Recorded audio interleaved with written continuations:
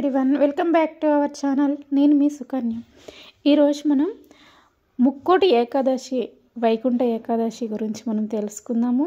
ఈ 2025లో ఎప్పుడో వచ్చింది, మనము ఏ రోజు పూజ చేసుకోవాలి, ఎప్పుడు ఉపవాసం చేయాలి, ఎప్పుడు వదలాలి అనేటువంటిది ఈ వీడియోలో మనం తెలుసుకుందాము. అయితే ఇది మనకు ఏ రోజు వచ్చింది ముక్కోటి ఏకాదశి అని అంటే జనవరిలో 10వ తారీఖు శుక్రవారంతో కలిసి వచ్చింది.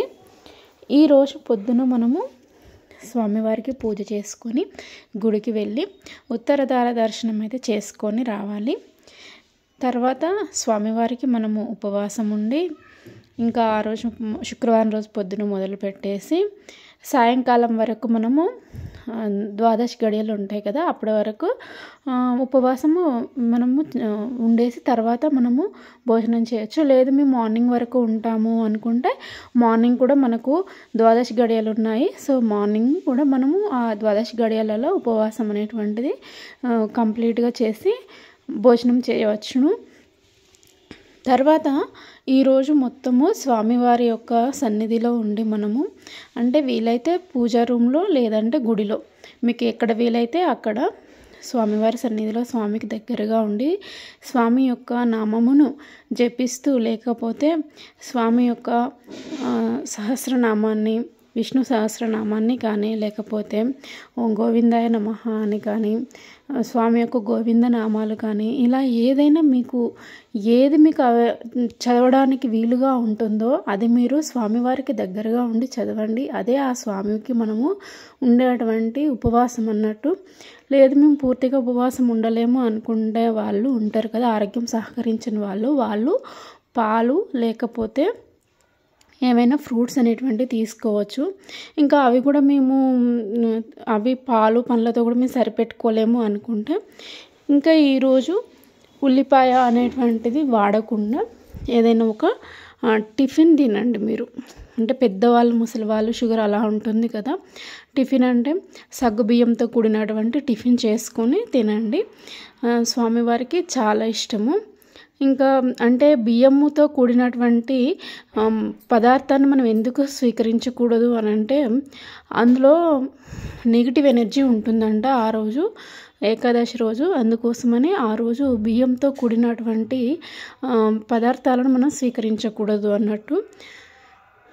సో దాని దృష్టిలో ఉంచుకొని ఈ ఏకాదశి వ్రతం అయితే మనం చేసుకోవాలి. స్వామివారికి మనం పూజ చేసుకుని సాయంకాలం వేళ అంటే శుక్రవారంతో కలిసి వస్తుంది కాబట్టి శుక్రవారం రోజు సాయంకాలం పీఠం కదపకూడదు. మళ్ళీ శనివారం రోజు పొద్దున పూజ చేసుకొని పీఠం అయితే కలుపుకోవాలి.